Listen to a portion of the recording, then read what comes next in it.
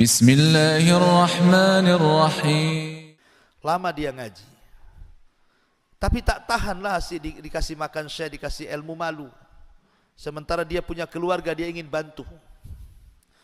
Akhirnya sudah beberapa tahun dia resign, dia minta sama syekhnya diizinkan untuk keluar mencari pekerjaan. Akhirnya pergi dia. Adalah sekitar 5-6 tahun atau 7 tahun tidak pernah berjumpa dengan syekh ini. Tiba-tiba kemudian satu hari dia bawa mobil yang sangat mahal sekali harganya, datang bertandang kepada gurunya syekhnya ini. Syekhnya kaget, disangka dia rental. Ini mobil siapa? Rental di mana? Katanya. Enak saja, ini mobilku lah syekh, katanya. Katanya udah 7 tahun kan. Ini baru 1 katanya. Di rumah ada lagi. Kagetlah saya ini. Cuman kok bisa banyak mobilnya itu, di fotokopi apa? Akhirnya dia cerita bahwa dia sudah kaya. Dia ingin bersedekah kepada syekhnya. Jadi syekh ini kan heran. Ini anak murid dia itu tak punya skill kerja. Sudah hilang 7 tahun, 8 tahun, tiba-tiba pulang sudah kaya. Jadi kata syekh ini, apa rahasiamu katanya? Kenapa kau jadi kaya sekarang? Maka dia bercerita, ketika aku keluar dari majelis ini syekh katanya, aku pun pusing kerja, sana kerja susah, sini kerja susah. Aku teringat dengan hadis tentang keutamaan istighfar. Sambil mencari kerja, sambil terus berusaha, setiap hari aku mengucapkan istighfar itu 10.000 kali. 10.000 kali, cuman ngitungnya tuh. Setiap hari 10.000 kali. Astagfirullah, astagfirullah. Sambil cari kerjaan. Tidak kurang dari setahun katanya. Tiba-tiba Allah mudahkan semuanya. Ini kisah nyata. Ya. Seorang syekh bercerita. Cobalah Ustaz. Tahun depan masih miskin, udah takdirnya mungkin antum miskin tuh. Gitu. Tapi bukan, kita walaupun tidak ada cerita kayak gini ikhwan, yakin hadis Nabi itu tidak mungkin, enggak mungkin, mustahil, pasti yakin. Kita harus yakin lah kan, Nabi yang ngomong kok. Dan Allah yang punya kekayaan, kenapa mesti takut? Allah yang punya kekayaan, kita tinggal minta kan sama Allah. Maka perbanyak istighfar. Ini yang ketiga. Kemudian yang keempat, jangan tinggalkan solat duha. Ini juga salah satu solat yang bisa menyelesaikan banyak masalah. Nabi SAW mengatakan, yusbihu ala kulli sulama min ahadikum sadaqah, fa kullu tasbihatin sadaqah, wa kullu tahmidatin sadaqah, wa kullu tahlilatin sadaqah, wa kullu takbiratin sadaqah, wa amrun bil ma'ruf sadaqah, wa nahyun anil munkar sadaqah, wa yujzi'u min dzalika rak'atan yarka'ahuma minadh-dhuha, kata Rasul. Ingat bahwa setiap hari, setiap pagi itu kita sebenarnya badan kita itu diharuskan mengeluarkan sedekah. Itu kewajiban kita setiap hari. Badan kita ini harus mengeluarkan sedekah. Dengan cara apa? Dengan memperbanyak tasbih, subhanallah. Kemudian juga tahmid, alhamdulillah. Kemudian tahlil, la ilaha illallah.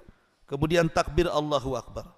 Kemudian mengajak manusia kepada kebaikan, mencegah manusia dari kemungkaran. Pokoknya setiap kita bangun, badan kita dituntut untuk bersedekah. Tetapi kata Rasul, tidak perlu kita lakukan semuanya. Cukup 2 rakaat duha saja, itu mewakili semuanya. Cukup 2 rakaat duha mewakili semuanya. Ikhwan, seafdal-afdalnya salat duha jam berapa? Ketika anak unta berlarian karena kepanasan. Begitu hadisnya. Artinya salat duha itu yang paling afdal ketika tanah sudah mulai memanas. Ketika matahari sudah mulai memanas, ya mungkin sekitar antara jam 10 sampai jam 12 sebelum duhur lah. Itu seafdal-afdalnya waktu duha. Antara jam 10 jam 11. Itu kan panas-panasnya tuh. Ya. Tapi boleh juga salat duha di awal waktu. Setelah terbit matahari meninggi 1 tombak boleh. Tapi kita cerita afdalnya salat duha. Yang ingin saya katakan, jam 8 sampai jam 12 siang itu waktu orang sibuk-sibuknya bekerja, ikhwan. Yang punya ladang ke ladang, yang punya kantor ke kantor, yang punya perusahaan ke perusahaan, yang cari makan di jalan ya di jalan-jalan kan gitu. Waktu-waktu jam 7 sampai jam 12 itu orang sibuk dunia, ikhwan. Sibuk ya. Yang punya toko buka tokonya macam-macam. Karena itu memang waktu-waktunya orang sibuk bekerja. Tapi dari duhur ke atas kan sudah malas biasanya orang. Lah ketika kemudian manusia mereka mengejar dunia dari pagi sampai siang. Dan kita tahu bahwa dunia itu melalaikan akhirat. Tiba-tiba antum keluar dari kelalaian manusia. Antum keluar ketika di tengah-tengah manusia sedang bekerja mencari dunia, antum keluar. Kemudian sholat duha. Menunjukkan apa? Bahwa kita ini bukan sembarang orang. Bisa keluar dari kelalaian dunia. Di saat manusia mengejar dunia, antum pula mengejar akhirat. Kan terbalik tuh arahnya. Ya. Makanya Imam Ibnul Qayyim sampai membuat kaidah. Siapa yang sanggup keluar dari kelalaian dunia, ketika manusia mengejar dunia, kita pula keluar dari pengejaran dunia dan mengejar akhirat, maka orang itu adalah orang pilihan. Dan orang itu adalah orang awabin, orang-orang yang betul-betul ingin kembali kepada Allah. Makanya solat duha ada yang memberi nama sebagai solat awabin. Solatnya orang-orang yang tobat. Solatnya orang-orang yang berserah diri, itulah solat duha. Dan Nabi SAW mengatakan dalam sebuah hadis, apa kata Nabi SAW dalam hadis Abi Dzar Al-Ghifari radhiyallahu an, Ibna Adam, irka'li min awwalin nahar arba'a raka'atin aqfika akhirahu. Wahai anak Adam, kata Allah dalam hadis kursi, rukulah untukku, maksudnya solatlah duha untukku di awal siang, cukup 4 rakaat, maka dalam satu hari kucukupkan kehidupanmu. Makanya kalau orang dulu biasanya mengistilahkan kalau ingin dimudahkan rizkinya jangan tinggalkan duha, kan itu ya. Ya, memang ada riwayatnya. Ini riwayatnya. Hadis kursi. Akfika akhirahu, aku cukupkan sampai akhir sore. Jadi kalau kita mamanya solat duha, kemudian setelah solat duha kita berusaha, maka Allah akan cukupkan kehidupan kita. Ini kan solusi ini. Ya. Makanya bagi orang-orang yang banyak masalah, masalah ekonomi, masalah pekerjaan, masalah apapun, jangan tinggalkan duha. Insya Allah kita akan tahu akibatnya nanti. Ini yang keempat. Yang kelima, salat malam, tahajud, qiyamul lail. Beda qiyamul lail dengan salat malam. Kalau qiyamul lail itu artinya menghidupkan malam. Menghidupkan malam kan tidak harus salat. Berwudu, antum namanya bangun tidur berwudu, itu antum berarti qiyamul lail. Walaupun hanya berwudu. Berzikir, baca Quran, tafakur, merenung gitu ya. Itu namanya qiyamul lail. Menghidupkan malam. Tapi kalau tahajud itu disebut salat malam. Ya, tahajud. Tentu kalau kita bisa menggabungkan semuanya lebih baik lagi. Tapi ingat bahwa tahajud ini adalah solat yang luar biasa. Kenapa? Karena solat ini satu-satunya solat yang akan terhindar dari riya, sum'ah dan takabur. Satu-satunya solat antum terhindar dari semua jenis syirik, hanya tahajud. Macam mana mau riya sama siapa bangun malam-malam? Gelap-gelap lagi solatnya. Siapa yang mau nampak sama kita? Kecuali antum live kayak gini. Ya. Allahu Akbar, TikTok pula antum nyalain. Atau Instagram, atau Facebook. Apa maksudnya? Enggak Ustaz, saya nyontohkan teman-teman. Itu bahasa halusnya. Padahal mau riya tuh. Kita ini susah ya, gara-gara handphone ini akhirnya ibadah kita habis. Coba. Pengen umroh, contoh aja umroh ya kan. Udah mau berangkat selfie, saya sudah di bandara katanya. Kan ya? Nanti di pesawat selfie lagi, alhamdulillah sudah di pesawat. Turun selfie lagi. Sampai di Mekah selfie lagi. Ketemu unta, selfie sama unta. Coba seperti itu. Ya. Kan repot jadinya. Jadi ibadah mulia sudah ngabisin duit coba ya. Hilang, nggak ada apa-apa. Gara-gara handphone itu. Ya nggak seru Ustaz kalau orang nggak tahu saya umroh ya nggak tahu. Ya memang harusnya seperti itu, ibadah itu disembunyikan kan. Kalau bisa jangan cari travel di sini. Kalau orang sini cari travelnya di Batam sana. Promosi. Jadi orang sini nggak tahu kalau antum umroh kan. Tahu-tahu botak saja. Kata orang sini, kenapa dibotak? Tak adalah gatal kepala kan gitu. Jadi orang nggak tahu kalau kita habis umroh kan. Ini enggak. Sengaja pakai pakaian ihramnya dibawa ke masjid pula coba. Subhanallah. Memang handphone ini buat masalah. Tapi solat ini, solat malam, itu solat yang luar biasa. Kenapa? Tidak ada riya di situ. Kalau betul-betul mau menghindar riya itu mungkin. Karena orang lagi tidur. Tiba-tiba kemudian kita terbangun kemudian solat malam, apa enggak luar biasa tuh? Ditambah-tambah kalau itu memang dilakukan di sepertiga malam akhir, maka ada hadis Nabi SAW mengatakan, yanzilu rabbuna ila sama'id dunya fi kulli thuluthil laylil akhir wa dhalika kulla laylatin. Faqala Allah azza wa jal, man yad'uni fa astajibalah wa man yas'aluni fa utiyah wa man yastaghfiruni fa aghfira lahu. Allah mengatakan, Rasul mengatakan, Allah itu turun pada sepertiga malam akhir. Turun sesuai dengan kemuliaannya, keagungannya. Tidak sama dengan makhluknya. Allah turun pada setiap sepertiga malam akhir, dan itu setiap malam. Setiap malam Allah turun. Dan setiap malam juga Allah di langit pertama mengatakan kepada kita yang ada di bumi, siapa yang berdoa ku kabulkan, siapa yang minta ku ijabah, siapa yang minta ampun ku ampuni dosa-dosanya. Bayangkan, Allah kasih 3 jawaban pada 3 setiap permintaan kita. Baik, masih melanjutkan kajian yang tersisa.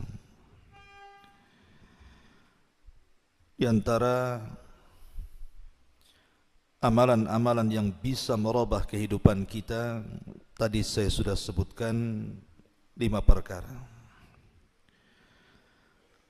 Pertama, jaga sholat. Yang kedua, jaga untuk terus lisan kita bersolawat. Yang ketiga, lakukan istighfar terus-terusan. Kemudian yang keempat, jangan tinggalkan sholat duha. Dan yang kelima, sampai di sini tadi, kalau bisa lakukan sholat malam. Karena di sepertiga malam akhir itu Allah turun ke langit dunia dan menawarkan kekuasaannya. Kemudian yang keenam, sering-seringlah mengucapkan kalimat la haula wala quwata illa billah. Tidak ada daya dan kekuatan kecuali hanya milik Allah Subhanahu wa ta'ala. Kalimat ini bukan kalimat biasa, ikhwan. Kalimat la haula wala quwata illa billah ini bukan kalimat biasa. Ini kalimat luar biasa. Jangan remehkan kalimat ini. Ketika Allah Subhanahu wa ta'ala menciptakan arsy, arsy itu makhluk Allah yang sangat besar.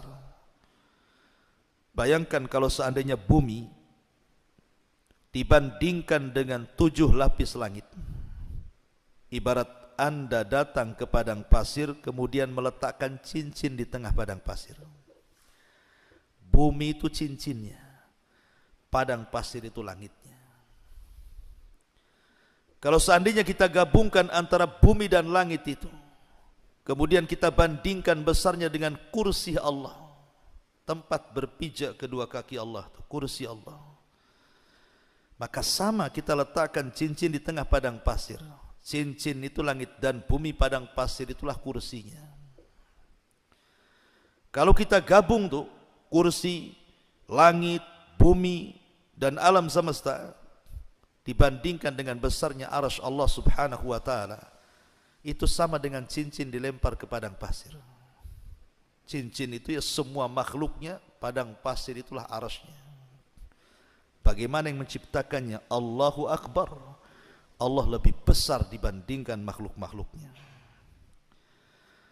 Artinya bahwa seluruh alam semesta ini diliputi oleh arsy. Karena itu makhluk yang paling besar kan. Dan itulah makhluk yang pertama kali Allah ciptakan. Lah ketika Allah Subhanahu wa taala menciptakan arsy, setelah itu Allah menciptakan apa lagi? Allah ciptakan para malaikat pemikulnya yang disebut dengan hamalatul arsy. Dan Allah menyebutkan jumlahnya berapa? 8. Pemikul arsy itu 8 malaikat. Lah satu hari Nabi SAW diizinkan Allah Subhanahu wa taala untuk mensifati malaikat pemikul arsy. Apa kata Rasulullah? Besarnya malaikat pemikul arsy itu, kakinya, kaki malaikat itu menjulang ke bawah sampai ke dasar bumi. Kemudian badannya menjulang ke atas sampai melintasi langit pertama, kedua, ketiga, sampai keempat, sampai ke kursi, sampai ke sidratil muntaha, sampai ke sorga. Baru setelah sorga, kedua tanduknya memikul arsy Allah Subhanahu wa taala. Kalau bukan Nabi yang menceritakan dan hadisnya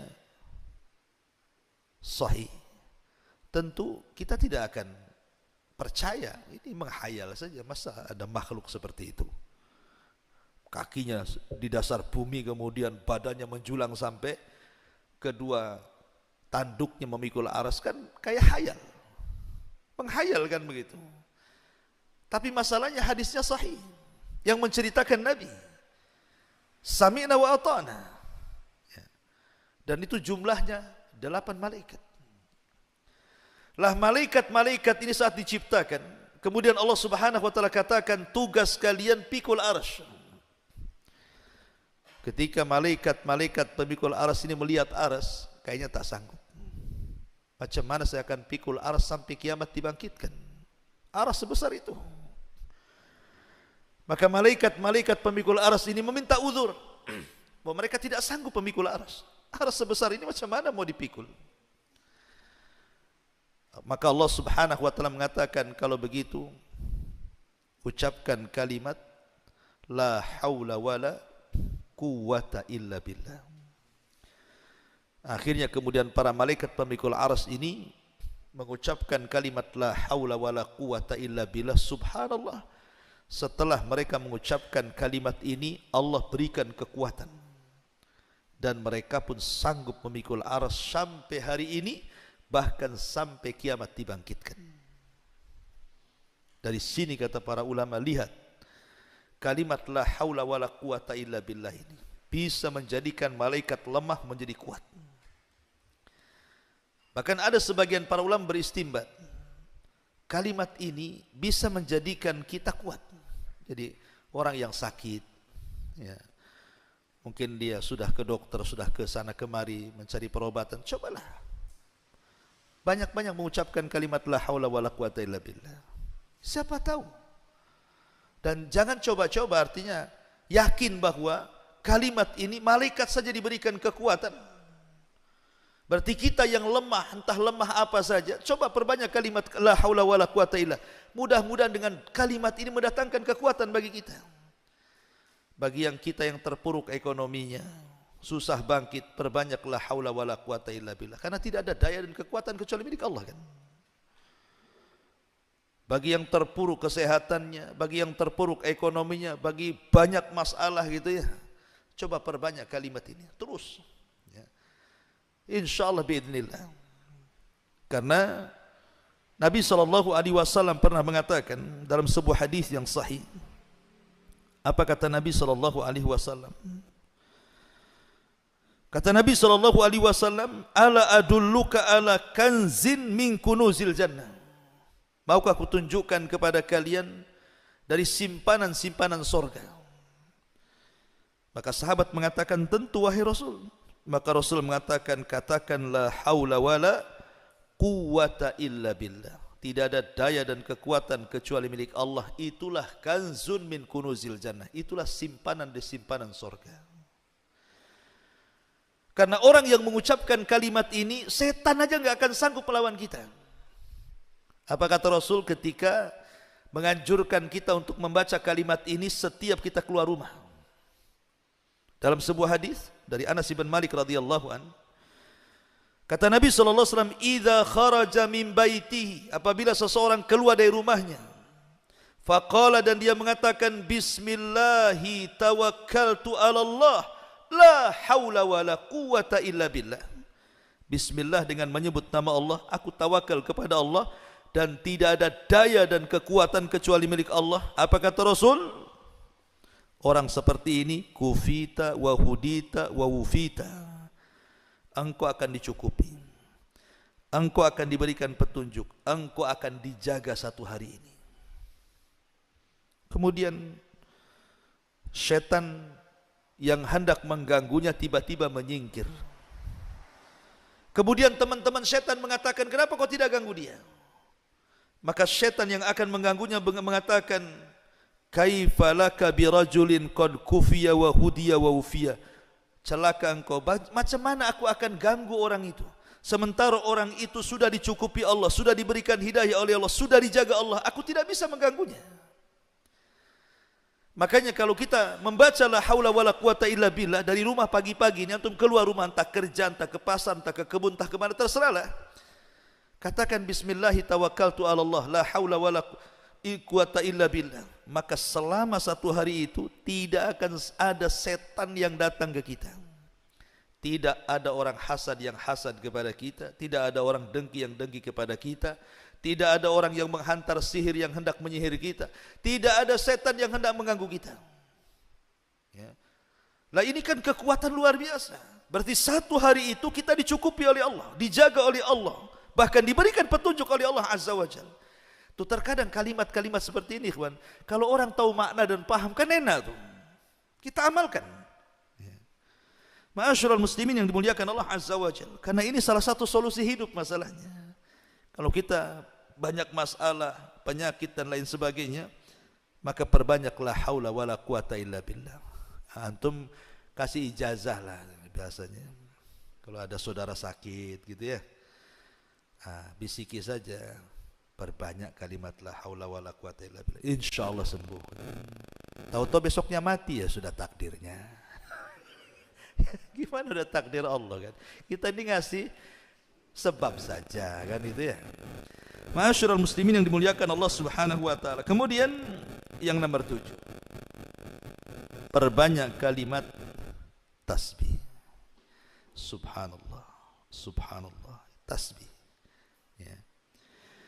Disebutkan dalam hadis Nabi sallallahu alaihi wasallam, "Man qala subhanallah wa bihamdihi fi yawmin mi'ata marratin hutat khatayahu wa in kana mithla zabadil bahri."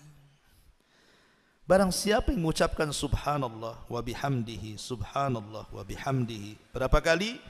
100 kali dalam satu hari, maka Allah akan hapuskan dosanya walaupun jumlah dosanya sebanyak buih yang ada di lautan. Subhanallah. Siapa yang bisa menghitung buih di lautan? Tidak ada yang bisa. Seandainya kita punya dosa lo sebanyak itu, dengan mengucapkan subhanallah bihamdi 100 kali dalam sehari, Allah hapuskan dosa-dosa kita. Tentu yang dimaksud di sini dosa kecil. Kalau dosa besar kan tidak bisa digempur dengan tasbih, hanya bisa digempur dengan taubatan nasuha. Tetapi ikhwatu fiddin muliakan Allah Azza wa Jal, kalimat subhanallah itu kan kalimat ringan kan, semua orang bisa mengucapkannya. Bahkan Rasul yang mengatakan kalimat ini kalimat ringan. Apa kata Rasul? Kalimatani khafifatani ala lisani thaqilatani fil mizani habibatani ala rahmani subhanallah wa bihamdihi subhanallah hil azim, kata Rasul. Dua kalimat ringan di lisan, berat dalam timbangan, dicintai Ar-Rahman. Subhanallah wa bihamdihi subhanallahil azim. Lihat, memberatkan timbangan. Ada seorang syekh bercerita. Jadi ada seorang kakek, udah usia ya, mungkin 80-90 tahun itu usianya. Orang awam. Tapi suka ke masjid kakek ini. Entah apa yang mengilhami hatinya, tiba-tiba habis sholat wajib, entah sholat asar atau sholat maghrib gitu ya. Tiba-tiba dia mendekat ke imam sholat itu. Imam ini pun kaget karena tidak pernah ada jamaah yang datang bertanya. Kata Pak Imam, ada apa kek? Kata kakek ini begini, Pak Imam saya ingin tanya, saya kan sudah tua, kasihlah amalan untuk saya. Supaya dengan amalan itu aku bisa mendawamkannya dan aku bisa ajak orang lain untuk mengamalkannya. Terdiamlah sang imam ini. Tapi akhirnya imam ini ingat hadis ini. Kata imam ini gini kek, saya ingat hadis Nabi. Kalimatani khafifatani ala lisani thaqilatani fil mizani habibatani ala rahmani subhanallah wa bihamdihi subhanallahil azim. Baca ke ya. Kata Rasul 2 kalimat, ringan di lisan tapi berat loh dalam timbangan, dicintai Allah lagi. Ucapkan subhanallah wa bihamdihi subhanallahil azim. Dihafal sama kakek ini. Keluar dari masjid dia. Setiap ketemu orang di jalan di-stop sama dia. Sini. Nabi bersabda 2 kalimat. Ringan di lisan, berat dalam timbangan, dicintai Ar-Rahman. Katakan subhanallah wa bihamdihi subhanallahil azim. Setiap ketemu orang dia ngomong begitu. Masuk pasar, teriak di pasar, hei orang pasar, 2 kalimat, ringan di lisan, dicintai Ar-Rahman, berat dalam timbangan, katakan subhanallah wa bihamdihi subhanallahil azim. Pokoknya semuanya, keluarganya dikumpulkan. Subhanallah, coba bayangkan. Satu hari kakek ini koma, sakit, udah tua. Sampai 1 pekan dia nggak sadar-sadar. Ketika sadar, keluarganya senang, dipegangnya tangan kakek ini. Mulailah kakek ini berkata kepada keluarganya, aina dokter? Mana dokter? Mana dokter katanya. Dipanggil dokter, dipegang tangan dokter. Dok, Nabi bersabda 2 kalimat, ringan di lisan, berat dalam timbangan, dicintai Ar-Rahman. Jangan lupa dok, subhanallah wa bihamdihi subhanallahil azim. Habis itu dia mati. Kakek ini mati. Mati dalam ucapan subhanallah wa bihamdihi subhanallahil azim. Apa enggak berat timbangannya orang itu? Coba antum kayak gitu ketemu orang itu. Sini. Kan mantap betul. Itu dakwah itu. Ya. Jadi kalimat tasbih ini bukan sembarang, ini memberatkan timbangan. Memberatkan timbangan luar biasa. Makanya Nabi SAW mengatakan subhanallah walhamdulillah tamla'an atau tamla'u ma bainas sama'i wal ardi. Ucapan subhanallah walhamdulillah ini bisa memenuhi antara langit dan bumi. Pahala yang kita akan dapat itu luar biasa besarnya. Dan ini bisa menenangkan hati karena tasbih itu artinya kita sedang mensucikan Allah.